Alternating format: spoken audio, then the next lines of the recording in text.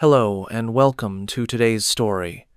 My name is Philip, and I like to dive deep into scary Asian stories and cover them in my videos. If you have an interesting story you want me to cover, let me know in the comments. I always read all comments. For now, let's get into today's story. Tonight, we have a few terrifying tales to uncover, and one of them takes us to the island of Koh Chang in Thailand. Tucked away behind rusting gates and creeping jungle vines stands the decaying shell of a luxury hotel that was never finished. In the 1990s, its developer mysteriously disappeared, and ever since, the building has been left to rot. By day, it looks like nothing more than concrete and shadows. But when the sun goes down, the hotel changes. Travelers who dare to step inside tell of banquet halls filled with dripping water, their echoes broken by bursts of laughter that come from nowhere.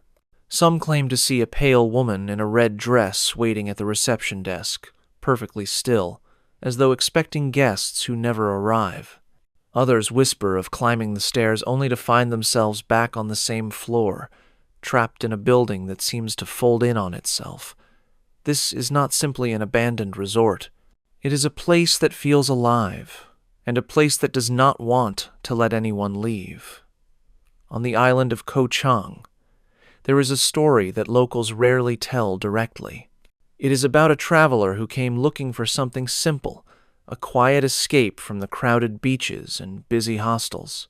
His name is never shared, but those who whisper about him describe a man in his late 20s, carrying a small backpack and a guidebook that promised him adventure beyond the usual tourist trails. He had heard rumors of an abandoned luxury hotel, a place where construction stopped suddenly decades ago, where time itself seemed to stand still. Curiosity pulled him there, the same curiosity that has led countless others into places they never should have entered. The journey began with a long motorbike ride through the dense jungle roads of Koh Chang. Palm trees crowded the path, their shadows stretching across the ground as the sun began to dip lower. The air was heavy with humidity, filled with the endless hum of cicadas. By the time he reached the rusting gates of the forgotten resort, evening had begun to fall. The gates leaned crooked against their hinges, chained loosely as though someone once tried to keep the place sealed. Beyond them, the driveway curved upward, swallowed by weeds and cracked concrete, leading straight into silence. At first glance, the hotel looked like a skeleton of its former promise. The concrete walls were streaked with black mold, windows shattered or missing entirely. Balconies sagged under the weight of vines that crawled up their sides. But what unsettled him most was the sheer scale of the building. It was not just one structure, but many wings and levels, sprawling outward like a maze. He thought of how many rooms it must have once been designed to hold, how many voices and lives it should have contained, and now it stood empty, or at least that was the belief. He stepped inside through what was once the main entrance. The reception hall spread out before him, grand but lifeless, the marble floor cracked and slick with moisture. The ceiling hung low with dangling wires, and water dripped steadily from somewhere unseen, echoing through the chamber like a metronome. He paused, taking in the silence that felt too complete, too deliberate. It was as though the building had been waiting for someone to arrive. His purpose had seemed innocent at first, just to explore, to see the infamous ruins and maybe take a photograph or two. Yet as the last traces of daylight slipped through the broken windows, the weight of the place pressed down on him. This was not a simple exploration. It was something else, something darker, and the hotel seemed ready to reveal it. The first signs that something was wrong did not arrive with a scream or a shadow. They came quietly, almost subtle enough to dismiss. As the traveler stepped deeper into the reception hall, his footsteps echoed unnaturally loud, as though the space was amplifying the sound back at him. Every shift of his shoe against the cracked marble seemed to come twice, like another set of steps just behind him. He turned once, twice, but the doorway stood empty. Only the pale evening light spilled in, catching the dust that drifted lazily through the air. He pushed forward, running his hand across the reception desk. The surface was slick with grime, yet there were streaks where the dust had been disturbed, as if fingers had recently dragged across it. The guidebook had promised nothing more than ruins. No caretakers, no staff. But the marks were too fresh, too deliberate. He tried to shake it off, telling himself other travelers had been here before.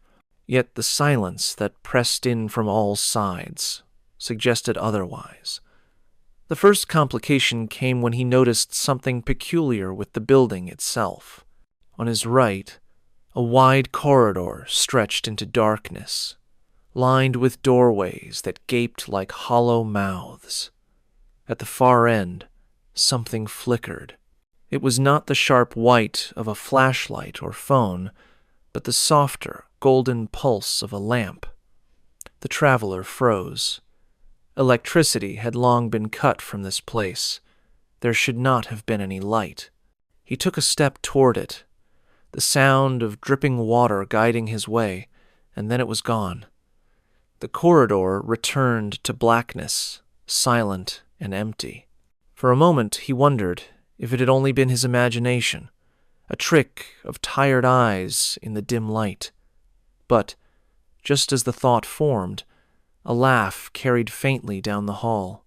It was brief, a woman's laugh, soft and melodic, gone as quickly as it came. His chest tightened. There was no one else here. At least, there was not supposed to be. He swallowed hard and retreated toward the staircase that spiraled upward near the reception desk. Maybe higher floors would offer a clearer view, or at least some distance from that echo of laughter. But the staircase was no comfort. As he climbed, the sound of water dripping seemed to grow louder, as though each step pulled him closer to its source. The walls were damp, streaked with dark stains, and his hand slid against the rusting rail. When he reached the landing, something felt off. The floor number carved faintly into the wall did not match his expectation. He had climbed only one level, yet the marking suggested he was already on the third. He frowned, retracing the steps in his mind. The math did not add up. He tried the corridor on this level, pushing open a swollen wooden door. The room inside was bare, save for a collapsed bed frame and shards of glass scattered across the floor. He stepped in carefully, only to hear the door creak close behind him. He spun around, but there was no wind, no draft. The door had moved as though someone had nudged it gently shut. That was when he heard it again, laughter, but closer now, coming not from the hallway but from within the room itself. He froze, eyes darting to every corner, heart hammering in his chest. The sound lingered for a breath too long, then faded, leaving only the dripping water to fill the silence. The traveler backed out of the room, his pulse racing. The guidebook had not prepared him for this. Whatever existed in the abandoned hotel was not content to remain unseen. It wanted him to know he was not alone. The first signs that something was wrong did not arrive with a scream or a shadow. They came quietly, almost subtle enough to dismiss. As the traveler stepped deeper into the reception hall, his footsteps echoed unnaturally loud, as though the space was amplifying the sound back at him. Every shift of his shoe against the cracked marble seemed to come twice, like another set of steps just behind him. He turned once, twice, but the doorway stood empty. Only the pale evening light spilled in, catching the dust that drifted lazily through the air. He pushed forward, running his hand across the reception desk. The surface was slick with grime, yet there were streaks where the dust had been disturbed, as if fingers had recently dragged across it. The guidebook had promised nothing more than ruins. No caretakers, no staff, but the marks were too fresh, too deliberate. He tried to shake it off, telling himself other travelers had been here before. Yet the silence that pressed in from all sides suggested otherwise. The first complication came when he noticed something peculiar with the building itself. On his right, a wide corridor stretched into darkness, lined with doorways that gaped like hollow mouths. At the far end, something flickered. It was not the sharp white of a flashlight or phone, but the softer golden pulse of a lamp. The traveler froze. Electricity had long been cut from this place. There should not have been any light. He took a step toward it, the sound of dripping water guiding his way, and then it was gone. The corridor returned to blackness, silent and empty. For a moment he wondered if it had only been his imagination, a trick of tired eyes in the dim light. But just as the thought formed, a laugh carried faintly down the hall. It was brief, a woman's laugh, soft and melodic, gone as quickly as it came. His chest tightened. There was no one else here. At least, there was not supposed to be. He swallowed hard and retreated toward the staircase that spiraled upward near the reception desk. Maybe higher floors would offer a clearer view, or at least some distance from that echo of laughter. But the staircase was no comfort. As he climbed, the sound of water dripping seemed to grow louder, as though each step pulled him closer to its source. The walls were damp, streaked with dark stains, and his hand slid against the rusting rail. When he reached the landing, something felt off. The floor number carved faintly into the wall did not match his expectation. He had climbed only one level, yet the marking suggested he was already on the third. He frowned, retracing the steps in his mind. The math did not add up. He tried the corridor on this level, pushing open a swollen wooden door. The room inside was bare, save for a collapsed bed frame and shards of glass scattered across the floor. He stepped in carefully, only to hear the door creak closed behind him. He spun around, but there was no wind, no draft. The door had moved as though someone had nudged it gently shut. That was when he heard it again, laughter, but closer now, coming not from the hallway, but from within the room itself. He froze, eyes darting to every corner, heart hammering in his chest. The sound lingered for a breath too long, then faded, leaving only the dripping water to fill the silence. The traveler backed out of the room, his pulse racing. The guidebook had not prepared him for this. Whatever existed in the abandoned hotel was not content to remain unseen. It wanted him to know he was not alone. The longer the traveler stayed inside the abandoned hotel, the more the silence seemed to press in on him. What had begun as faint laughter and flickering light now grew into something heavier, more deliberate. Each corridor felt as though it stretched further than it should, bending away into shadows that refused to end. He tried to convince himself it was the disorienting layout, the tricks of decay and time. But then, the second strange event made denial impossible. As he returned to the staircase, he noticed something peculiar on the wall.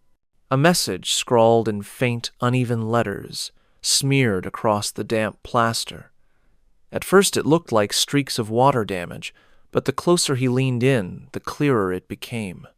The words were in Thai, but even without speaking the language, he understood enough. A single phrase, repeated again and again, "Do not check in."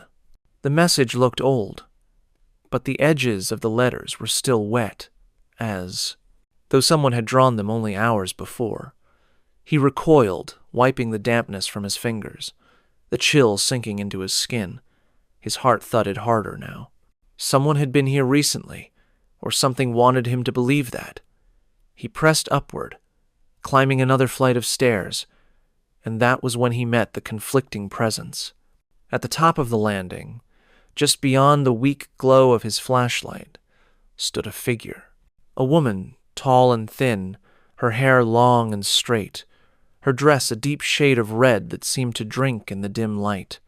She stood perfectly still, facing him, but her face was blurred in shadow. He froze. His instincts screamed to move, yet his legs betrayed him, holding him in place. The woman did not step forward. She did not raise a hand. She simply waited, as though standing at a front desk, prepared to check in a guest who had finally arrived. His breath came shallow and ragged. He blinked, and in that instant, she was gone. The landing was empty. Only the stains on the wall and the smell of damp air remained. Shaken, he turned down another hallway, desperate to prove to himself that what he had seen was an illusion. But this corridor twisted back on itself in impossible ways. He walked past 4 doors, turned a corner, and found himself staring back at the same 4 doors again. No matter how many steps he took, the hallway reset, pulling him back to where he had started. It was then that he noticed something else. A hotel keycard lying on the floor, its plastic surface cracked and yellowed with age. The number printed on it was 13. He picked it up slowly, his hand trembling. The hotel had never been completed. There should not have been keycards, not real ones. And yet here it was, waiting for him like a clue left behind. The traveler's chest tightened as the truth settled in. This was no ordinary ruin. The building itself seemed alive, shifting and twisting around him, urging him deeper into its endless halls. Something wanted him here, and it had no intention of letting him go. The traveler clutched the cracked keycard in his hand, its edges biting into his palm, and felt the weight of the hotel closing in around him. Every step forward now seemed to echo louder, bouncing off the walls in ways that didn't make sense. Sometimes the sound came from behind him, sometimes ahead, as though the building itself were mocking him with phantom footsteps. He turned corners that bent in strange angles, climbing staircases that led him back to the same landing again and again. The hotel was no longer simply a place. It was a trap. As he reached what should have been the 4th floor, the air grew colder. His breath hung faintly in front of him, misting in the dim glow of his flashlight. The walls dripped with moisture, and somewhere far off he heard the steady rhythm of water crashing against tile, like a shower running in an empty room. He followed the sound, drawn deeper into the labyrinth. At the end of the hall, a door stood ajar. Room 13. His fingers trembled as he raised the keycard, sliding it against the broken lock, though there was no slot to match. The door swung inward with a low groan. Inside, the room was intact, perfectly intact. Unlike the shattered shells he had seen before, this one looked as though a guest had only just stepped out. The bed was neatly made, white sheets crisp against the dim light. A lamp glowed softly on the bedside table. A suitcase sat near the corner, half unzipped, clothing spilling out. For a moment, he thought he had finally lost his mind. Then he noticed the mirror. It stood against the wall opposite the bed, tall and framed in dark wood. In its surface, he saw not his own reflection, but the lobby of the hotel, gleaming and alive. The chandeliers glowed bright. The marble floor shone. Guests in fine clothing drifted past, their faces blurred and indistinct. And at the reception desk stood the woman in red, staring directly out of the mirror at him. Her lips parted slowly, forming words he could not hear, yet somehow he understood. "Welcome. You are already checked in." The traveler staggered back, his heel striking the suitcase. It tipped, spilling its contents across the floor clothes that were damp with mold, as though they had been abandoned for decades. The lamp beside the bed flickered, then went out. The room plunged into darkness, save for the faint shimmer of the mirror. He wanted to run, to escape, but his body froze as the laughter returned. Louder this time, closer. It circled him, filling the space, a sound that belonged to no single mouth, but to the hotel itself. The mirror's surface rippled like water, and the woman in red began to step forward, her figure stretching, bleeding from the glass into the room. The traveler's mind raced, confusion and terror twisting together. Was this hotel alive? Was it feeding on those who entered? The thought barely formed before the lights flared back on, the room once again looking ordinary, broken, abandoned. The mirror was cracked, empty. The woman was gone. But the keycard still lay in his hand, and burned into its surface now were words that hadn't been there before. No one leaves. The traveler staggered out of room 13, clutching the keycard as though it were the only thing tethering him to reality. His flashlight beam wavered across the damp hallway, catching streaks of mold and stains that looked disturbingly like handprints. His breath came fast, his chest tight, yet some unseen pull urged him forward. It was no longer about curiosity. It was about survival, about finding an explanation that might help him escape. At the end of the corridor, he found another message. This time not scrawled in water-damaged walls, but carved deep into the wood of a door. The words were crude, desperate, almost frantic. The developer never left. For a moment, confusion clouded his fear. The hotel had been abandoned after its creator vanished in the 90s. That was the story told by every guidebook, every local whisper. But if the words were true, then the developer had not disappeared at all. He had been consumed by the very thing he built. Pieces began to align, the fresh streaks on the reception desk, the perfect room that seemed preserved in time, the voices, the laughter, the loops of endless staircases. The hotel was not abandoned, it was occupied, but not by guests in the way he had imagined. The building itself held them, twisted their presence into its design, trapping them in fragments of time that replayed endlessly. As the traveler leaned closer to the carved warning, another thought struck him. The woman in red. She was not merely an apparition. She was the face of the hotel, the one who greeted those who entered, the one who decided who stayed. Perhaps she had once been real. Perhaps she was someone who checked in and never checked out. Or perhaps she was something the hotel had created, a caretaker to ensure its cycle never broke. The air around him thickened, heavy with the smell of damp wood and rust. From somewhere below, he heard the low groan of shifting concrete, as though the entire building had drawn in a breath. In that moment he understood. The hotel was alive, and every detail that had seemed strange, the laughter, the mirror, the looping halls, was not meant to scare him away. They were meant to bind him tighter, to weave him into its walls the same way it had trapped the others. His pulse hammered as the weight of the revelation settled in. The developer had not vanished. The guests had not simply disappeared. They had all been absorbed.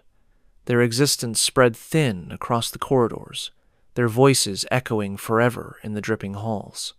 And now, the hotel was ready to do the same with him. The traveler bolted down the corridor, the keycard slick in his palm, his flashlight beam jerking wildly across the walls. The hotel groaned around him, its pipes rattling like bones, its air filled with the echo of voices that weren't his. Every hallway seemed to lead back to the same landing. Every staircase curved into a loop. Panic clawed at his chest. He was running, but he was not moving forward. Then, ahead, the reception hall appeared. The same cracked marble floor, the same broken windows leaking moonlight into the shadows. Relief surged through him. He pushed harder, sprinting across the lobby toward the main doors. They stood wide open, the jungle waiting just beyond. But as he crossed the threshold, his heart sank. Outside was not the overgrown driveway he had entered through, not the vines and silence of Ko Chang. Instead, the steps led him back into another hallway, damp and endless, lined with hollow rooms. The hotel had folded in on itself, replacing the exit with another trap. His flashlight flickered once, then died. darkness swallowed him. And in that silence, he felt a presence behind him. A cold breath brushed the back of his neck. Slowly, he turned, and there she was, the woman in red, standing at the reception desk that now appeared only a few feet away. Her pale face was finally clear, her smile sharp and unwelcoming. "Welcome back," she whispered. "You never left." The traveler's scream was swallowed by the walls, and the hotel stood quiet once more, waiting for the next guest. What happened on Ko Chang was terrifying enough, but it isn't the only place in Thailand where the past refuses to stay buried. Some places don't just crumble into ruins. They hold on, guarding their secrets long after the living have moved on. And if an abandoned hotel can trap the curious, what happens when an entire kingdom of the dead lingers in silence? Not far from the bustling streets of modern Thailand lies Ayutthaya, once the glorious capital of a thriving empire. By day, its ruins draw tourists with their ancient beauty. But by night, those same temples transform into something far darker. Locals whisper of monks who never left, their chants still echoing through the stone arches of a city that fell centuries ago. The ruins of Ayutthaya rise from the earth like broken teeth, jagged and solemn reminders of a kingdom that once ruled with unimaginable power. By day, tourists pour across the ancient grounds with cameras in hand, their voices filling the air as they marvel at the stone stupas and crumbling temples. But when the sun begins to sink, the air changes. The chatter fades, the vendors close their stalls, and the ruins seem to breathe again, as though the weight of centuries presses down harder in the quiet. The traveler who wandered here was not unlike countless others who came in search of history. He had read of Ayutthaya's fall, of the Burmese invasion that reduced its temples to scorched earth in the 1700s. He had come with a notebook, a camera, and a curiosity about the past that bordered on obsession. While the other visitors drifted back to their guest houses as night fell, he lingered, determined to capture the ruins beneath the moonlight. Something about seeing them stripped of tourists, bathed in shadows, felt more honest. He wanted to glimpse what remained when the noise of the living was gone. As twilight deepened, he walked beneath towering arches, their carvings worn nearly smooth by time. Stray dogs padded silently between fallen stones, watching him with yellow eyes that seemed too knowing. The scent of incense still clung faintly to the air, though no shrine nearby burned it. He paused to scribble notes in his book, the silence around him broken only by the soft hum of cicadas. But silence in Ayutthaya never lasts. Locals had warned him of this. They spoke of the monks who had died defending their temples, who refused to abandon their sacred grounds even in death. To the traveler, these were stories meant to keep tourists on the safe, crowded paths. Yet, as the last trace of sunlight bled from the horizon, a strange heaviness filled the air. The ruins no longer felt like relics. They felt inhabited. He found himself standing at the base of a great stupa, its brickwork fractured and dark. The moonlight pooled around it, silvering the stone until it seemed almost alive. His camera lens fogged for no reason he could explain. He wiped it clean, raised it again, and for a brief moment he thought he saw a flicker of movement at the top of the stairs, robes shifting, orange against the night. He blinked, and the steps were empty. Only the echo of his own breath remained. Yet something told him he was not alone.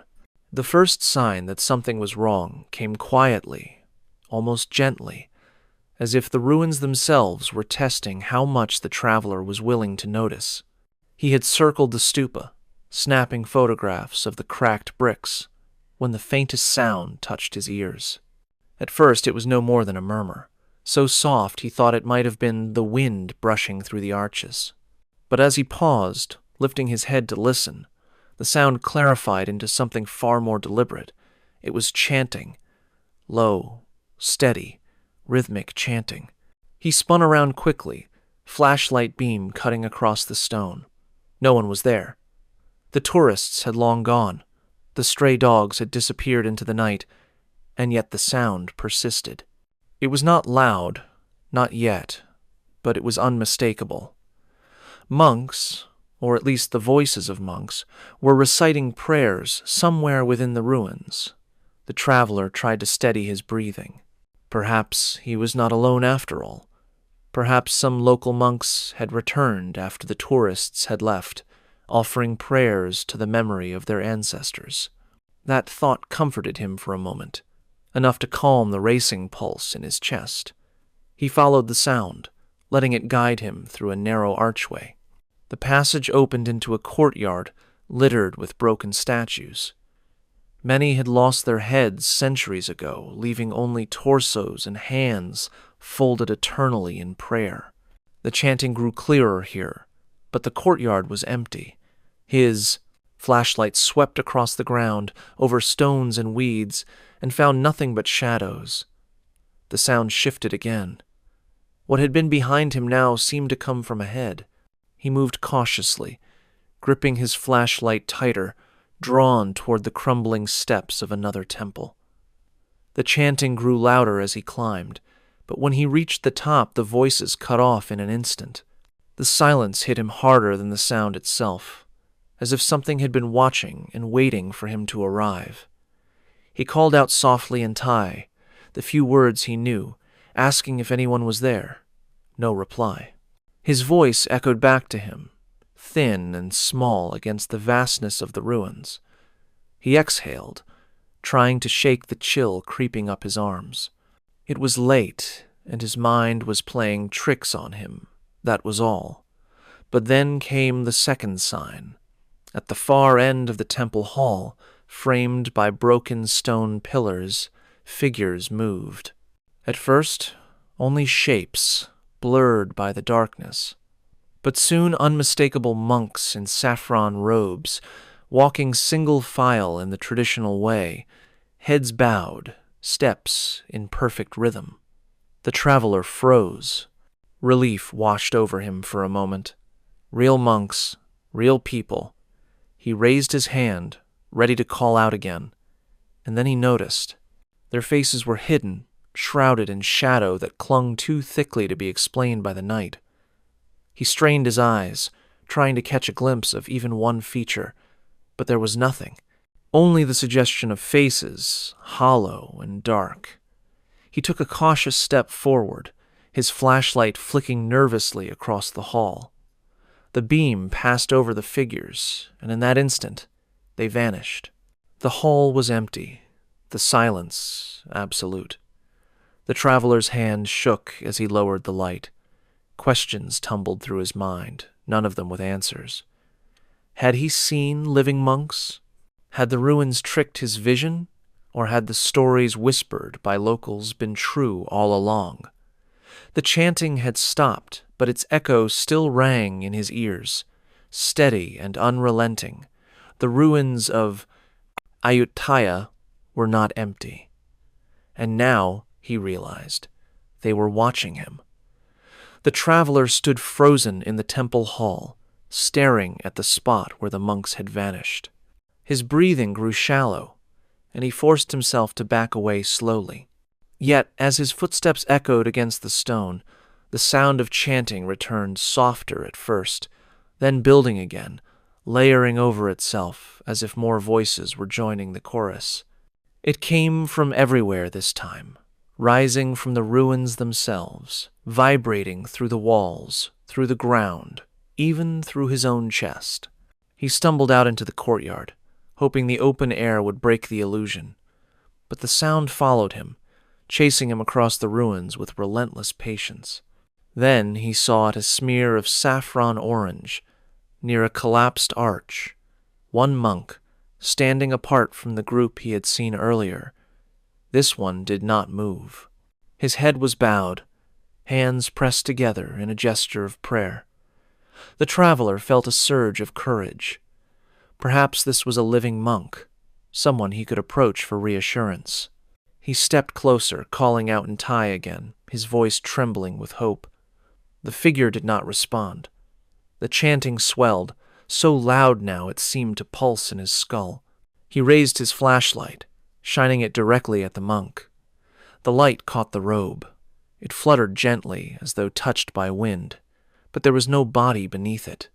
No flesh, no bone. Only emptiness. The robe collapsed to the ground, pooling into nothing, and the chanting cut off in an instant. The silence was worse than the noise.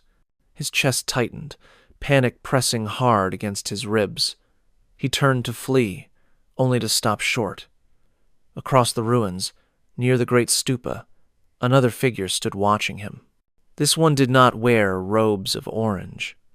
Instead, he was dressed in tattered clothing, his face worn and weathered, eyes glinting faintly in the moonlight. A local, perhaps? A caretaker? The traveler's relief was brief.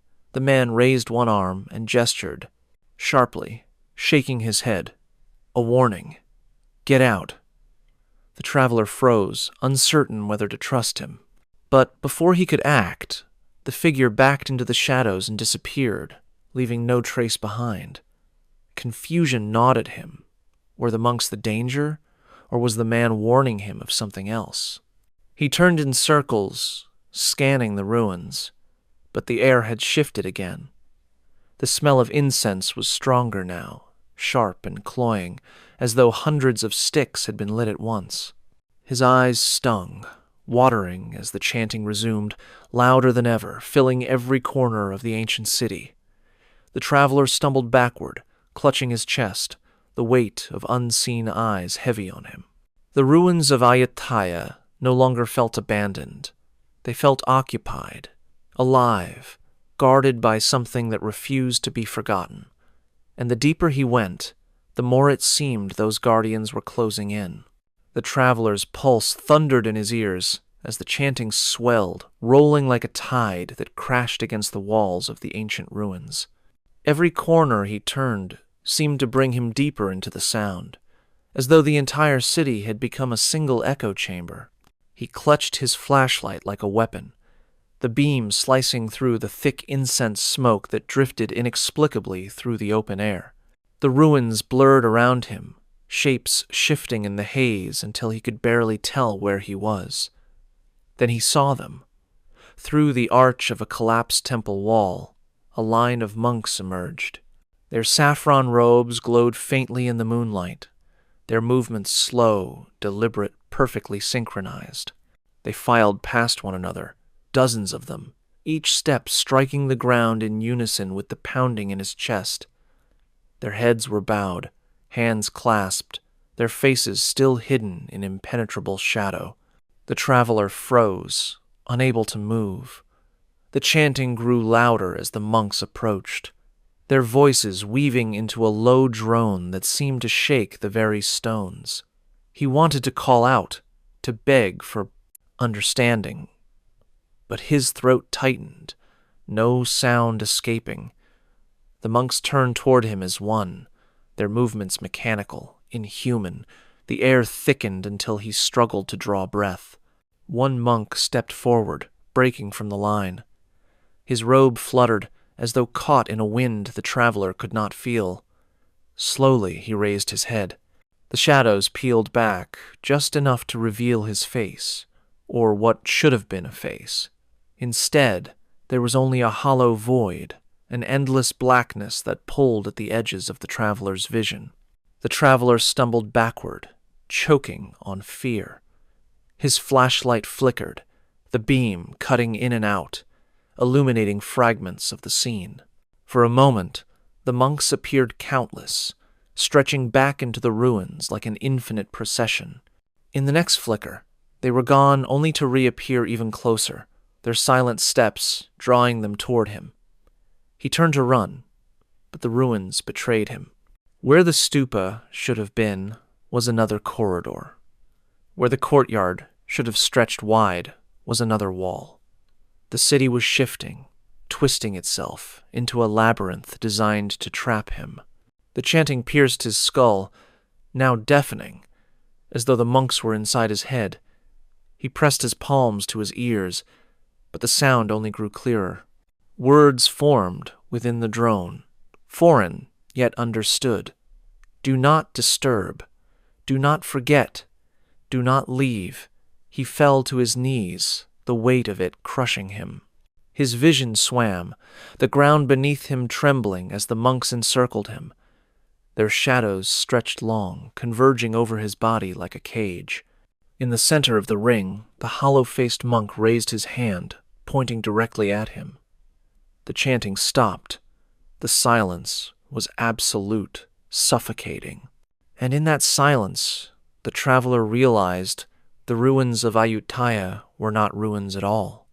They were a temple still alive, still guarded, still unwilling to let go of the kingdom it had lost. The traveler knelt in the dust, his heart hammering, his mind screaming for escape. The ring of monks stood motionless around him, their saffron robes rippling though the night air was still. For a long moment, nothing happened. Then, slowly, the hollow-faced monk lowered his hand. The chanting began again, but this time it was softer, almost mournful.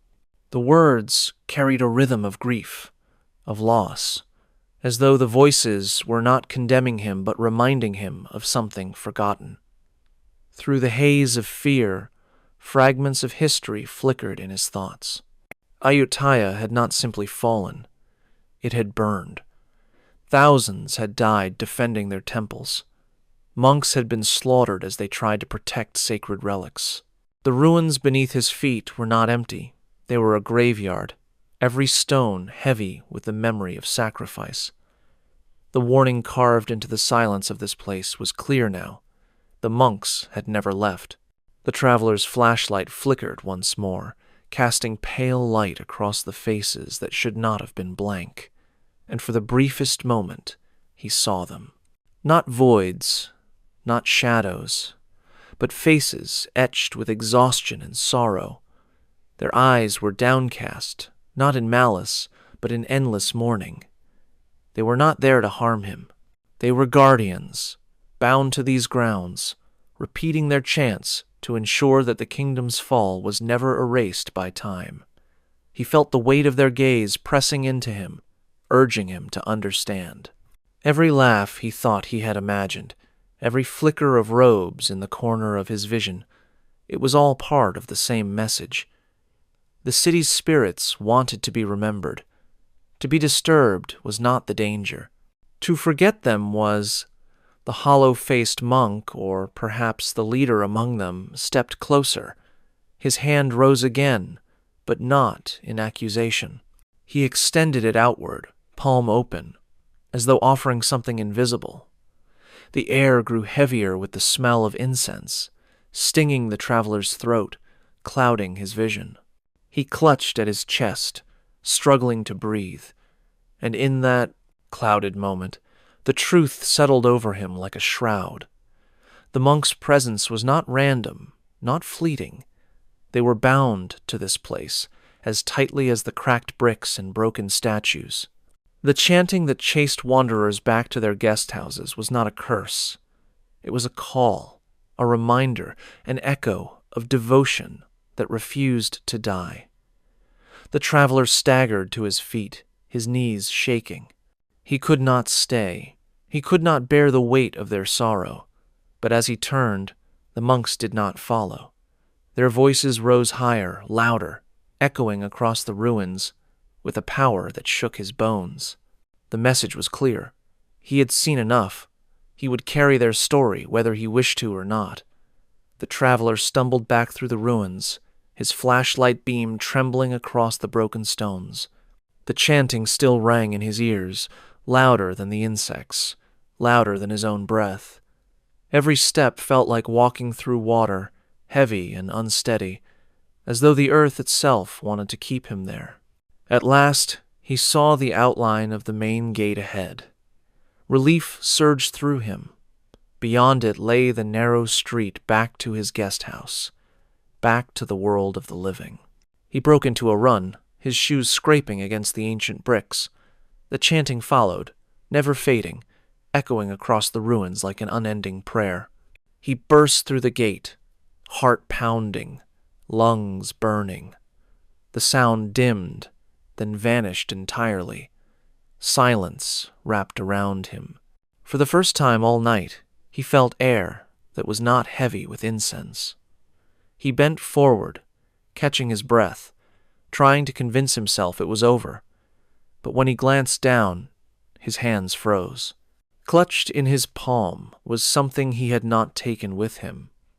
A string of prayer beads, worn smooth by time, each bead blackened with ash. He had no memory of receiving them, yet they pulsed faintly warm against his skin, as if still alive. From the distance, across the dark fields where the ruins slept, the chanting began again. Soft this time, gentle, but directed at him. The traveler's blood ran cold. He had left Ayutthaya's ruins behind.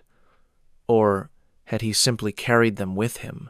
The ruins of Ayutthaya showed us how the past refuses to be forgotten, with monks bound forever to their sacred ground. But not every spirit is content to simply guard or remind. Some hunger.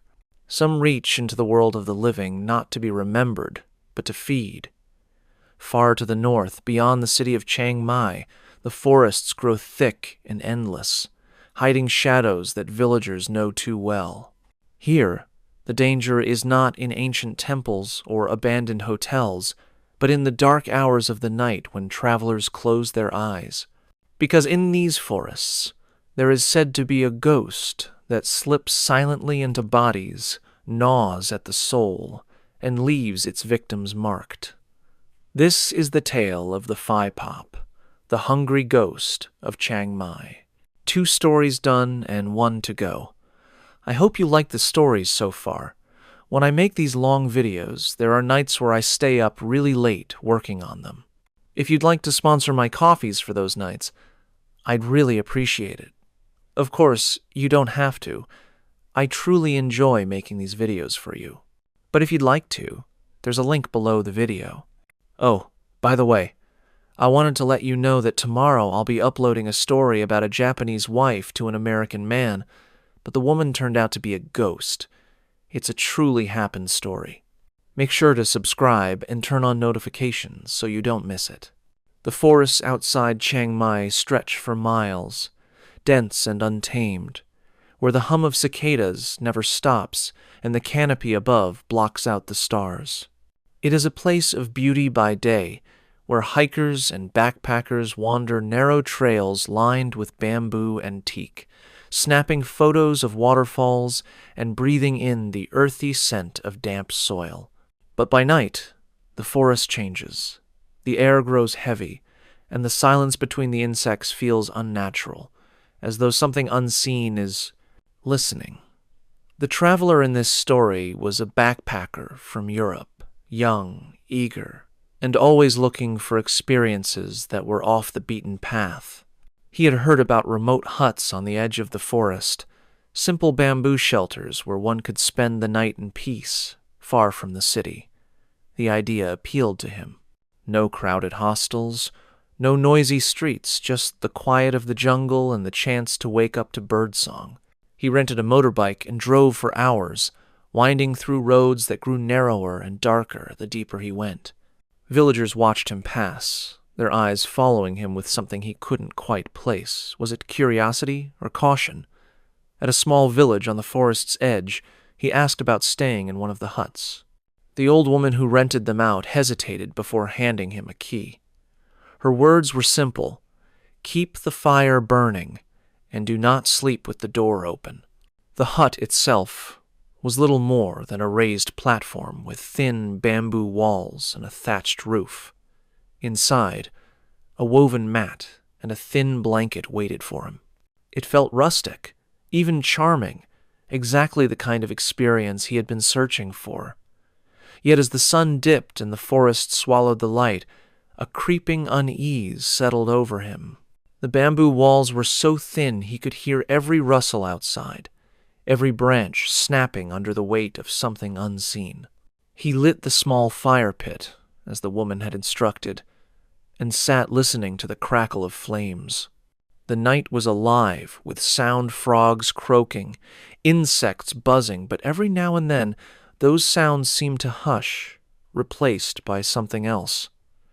A faint scratching, so light it could have been an animal, and beneath it, the rhythmic sound of chewing, wet and deliberate, as though someone lingered just outside, feasting in the dark. The backpacker told himself it was nothing, just his imagination, stirred by the isolation. Yet the fire seemed smaller than before, and the shadows pressed closer. He tried to shake it off, stretched out on the mat, and closed his eyes. But deep down, he already sensed that sleep would not bring rest tonight. It would bring something else, something hungry. The first complication came not in a sudden crash or scream, but in the fragile moments between waking and sleep. The backpacker had stretched out on the thin mat, the fire still crackling faintly outside, its glow bleeding weakly through the gaps in the bamboo walls. The forest hummed with life, the croak of frogs, the steady drone of insects, but all of it seemed distant, muffled, as though the jungle itself was holding its breath. He drifted in and out of half-sleep, his body heavy, but his mind restless. That was when the sound began. A slow, deliberate scratching against the bamboo, starting near the floor, then moving higher, tracing its way up the wall. He froze, his eyes snapping open. For a moment, he thought it might be an animal, maybe a stray dog, or a monkey curious about the hut. But the sound was too controlled, too steady, as if fingers, not claws, were dragging slowly along the thin walls. He held his breath, listening. The scratching stopped. Silence pressed in, so thick it made the fire's faint crackle seem deafening. Just as he began to relax, another sound replaced it. A wet, smacking noise, faint but unmistakable, the sound of someone chewing. The backpacker sat upright, pulse quickening, straining his ears. The chewing grew louder, punctuated by the tearing sound of raw flesh being pulled apart. It was close, just beyond the bamboo wall, as though someone crouched right outside his hut, feasting on something that dripped and tore with every bite. His stomach twisted with nausea. He wanted to call out, to demand whoever was out there to leave, but his voice caught in his throat. Instead, he reached for his flashlight. Its weak beam cut through the darkness, casting narrow shafts of light through the bamboo slats. For a moment, all he saw was the forest beyond, shadows of trees swaying in the night breeze. But then, just for a heartbeat, something moved, a blur of pale skin, a flash of hair gone before he could focus. He swallowed hard, his mouth dry. Just an animal, he whispered to himself, though he knew animals did not chew like that. He crawled toward the door, careful not to make a sound, and pressed his ear against it. The chewing stopped instantly. The silence stretched, unbearable. Then, from the other side of the door, came the faintest sound of breathing. Slow, ragged, too close. His entire body went rigid. Whoever or whatever was outside knew he was there. Minutes passed. The fire popped and hissed, casting shadows that jittered against the walls. The breathing faded, and for a moment he thought it was over. He eased back onto the mat, clutching his flashlight like a weapon. His heart had just begun to settle when a new sensation jolted him fully awake. Pressure. Invisible hands pressing lightly against his throat. At first it was subtle, like the weight of a blanket. But then it grew stronger, fingers tightening, squeezing the air from his lungs. His eyes flew wide as he clawed at his neck, though nothing was there. He gasped, body thrashing against the mat, his flashlight rolling across the floor. For one terrifying moment, he thought he would lose consciousness. Then, just as suddenly as it began, the pressure lifted. He lay panting in the dark, throat burning, tears stinging his eyes. He stared at the ceiling, his body trembling.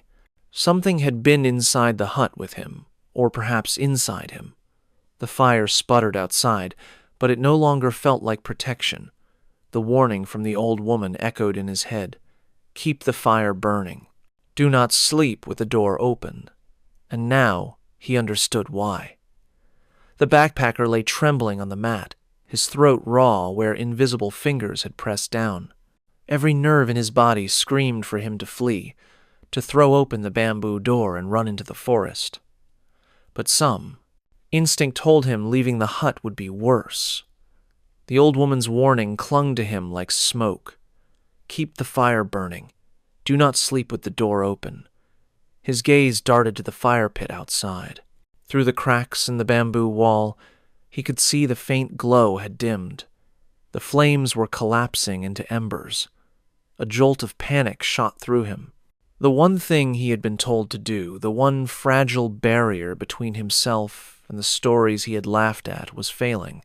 He scrambled to his bag, fumbling for the lighter and the few sticks of firewood left near the door. But before he could reach it, the scratching returned. This time it was louder, angrier, racing along the walls in frantic strokes, as though claws or nails were dragging with furious speed. The chewing followed again, wet and deliberate, this time accompanied by the sound of bones cracking. His stomach twisted as bile rose in his throat. He pressed his back against the wall, clutching the flashlight. The beam shook as he swept it across the hut. For an instant, he caught sight of something crouched outside the slats. A face gaunt, hollow-eyed, its mouth too wide, glistening with something dark. The moment the light touched it, the figure dissolved into smoke, vanishing into the night air. His skin crawled, his heart hammering. This was no trick of exhaustion. The villagers had not been spinning tales for tourists. The Phi Pop was real, and it was circling him. Then came the voice. Faint at first, carried on the rustle of bamboo leaves, but rising steadily. It was the old woman. He heard her chanting, her tone sharp and deliberate, as though reciting an incantation. Her words came and went with the wind. But one phrase cut through clearly. Do not let it in. The conflicting presence of her warning both comforted and unsettled him. Was she nearby, trying to protect him from afar? Or had her voice been twisted, used by the ghost itself to lure him into making a mistake? The thought rooted him in fear. The fire outside hissed weakly, a single flame licking at the wood. He crawled to the door, sliding one piece of bamboo across to peek outside. The night was thick, black, impenetrable. The ember glow barely reached a few feet, but within it he saw something that froze his blood. Footprints, dozens of them, bare, human prints circling his hut in the dirt, pressed deep into the soil as though someone or many had been walking endlessly around his shelter for hours. The chewing started again, right by the door this time, followed by a long, wet breath. The backpacker stumbled back, his chest tightening. He was no longer asking himself what was happening. Now the question was how much longer the hut or his own body would hold against something that wanted to get inside. The fire outside hissed its last breath, collapsing into a dull red glow. Darkness pressed in from every side of the hut, thick and suffocating, broken only by the trembling beam of the backpacker's flashlight. His pulse pounded in his ears as the chewing stopped. For the first time that night, there was nothing. No scratching, no chanting, no sound at all. The silence felt heavier than the noises ever had. Then came the breath. It brushed across his ear, hot and wet, though no one was beside him. He spun, the flashlight beam slicing across the bamboo walls, catching only dust and shadow. His throat tightened as his body screamed for air, remembering the choking grip he had felt before. He staggered back, clutching his neck, and that was when he saw her. She was crouched in the far corner of the hut, gaunt and skeletal, her hair hanging in greasy strands over her face. Her ribs jutted sharply beneath skin stretched too thin, and her mouth was impossibly wide, filled with red, glistening flesh that she tore into with jagged teeth. The sound of chewing filled the air again, louder now, as she gnawed at something unrecognizable, stringy and wet. The backpacker froze, bile rising in his throat. His flashlight flickered, but not before it caught her eyes black, bottomless pits that reflected the beam like glass. She turned her head slowly, strands of meat hanging from her lips, and stared directly at him. He stumbled back, his heels striking the bamboo wall, the hut creaking under his weight. "Stay away!" he rasped, though his voice cracked with fear. The woman tilted her head, almost curious, before her body dissolved into smoke. The corner was empty again. He barely had time to breathe before pressure gripped his throat once more. Harder this time. His vision blurred as invisible fingers dug into his skin, lifting him slightly off the mat. He kicked and clawed, desperate, his flashlight rolling uselessly across the floor. Spots of white exploded in his eyes. He thought he would black out until the grip loosened. He collapsed, gasping, coughing, his chest burning. He looked toward the door and froze. The smoke had reformed, standing tall this time, inches from the bamboo slats. Her outline was clearer, more solid. She was no longer crouching, no longer feasting. She was waiting. From outside, the chanting voice of the old woman rose again, louder now, frantic, clashing against the ghost silence. The Phi Pop turned its head toward the sound, its form wavering, and for the first time the backpacker saw something in its shape shift anger. He understood then. This was not just a haunting. It was a battle, an endless struggle between those who tried to keep the spirit contained and the ghost that slipped free to feed. And he was caught in the middle, his body nothing more than another vessel waiting to be claimed. The hut creaked as the pressure returned, not only on his throat but on the walls themselves. Bamboo strained, groaning as though the forest itself was bending inward. The traveler clutched his chest, his mind racing. He was not safe inside, but outside was worse. The Phi Pop wanted him, and no matter where he turned, there would be no escape. The walls of the hut groaned as though the forest itself were leaning in, and the traveler felt certain they would splinter beneath the weight of the ghost pressing against them. Then, cutting through the suffocating tension, came the voice of the old woman once more. Her chanting rose higher, clearer this time, a rhythm of syllables he could not understand, yet instinctively knew, were meant to bind, to protect. The ghost faltered. The smoky outline shivered, its form stuttering between solid flesh and shadow. The pressure on his throat weakened, just enough for him to drag in a ragged breath. His eyes darted to the fire pit outside. The embers glowed faintly, and in that glow he noticed something he had missed before. A ring of white powder encircled the hut, almost invisible in the dark. Salt. The memory of the woman handing him the key to the hut returned with sudden clarity. Her warning had not been casual. Keep the fire burning. Do not sleep with the door open. The fire was meant to keep the salt barrier strong. The closed door was to stop the ghost from stepping inside willingly. Every instruction he had half dismissed was, in truth, a ritual of survival. The chewing sound returned faintly, but now it seemed desperate, frustrated. The Phi Pop paced outside the door, her form seeping into the cracks, her long fingers pressing against the bamboo as though searching for a weakness. The traveler understood the truth at last. The ghost was not free to roam wherever she pleased. She needed an opening. A door left ajar, a fire allowed to die, a body left vulnerable in sleep. He pressed his back to the wall, his chest heaving, his mind replaying the villagers' stares as he passed. They had not been curious. They had been pitying. They knew where he was going. They knew what waited there. And still, no one had stopped him. Perhaps they believed that the forest demanded its sacrifices, that some travelers had to face the Phi Pop, so others would remain safe.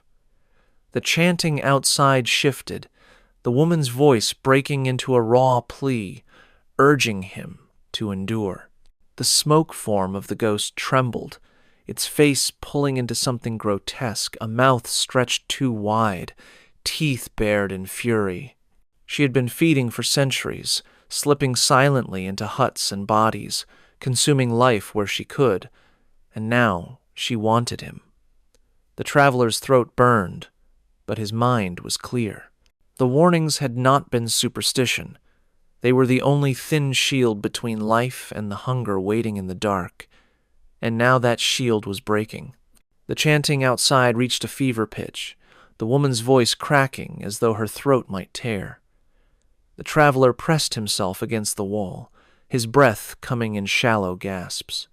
The Phi Pop's smoky outline loomed at the door, her long fingers curling through the gaps in the bamboo. For one terrifying second, he thought the salt would fail, the fire too weak to hold her back. Then silence. The smoke dissolved, sucked back into the forest as if pulled by invisible hands. The pressure on his chest lifted. The hut stood still once more, the only sound the faint hiss of dying embers. He collapsed onto the mat, trembling, too weak to move. When dawn broke, the forest seemed almost ordinary again. Birds sang. Sunlight filtered through the trees. The traveler stumbled out of the hut, throat bruised, eyes hollow from a night that felt endless.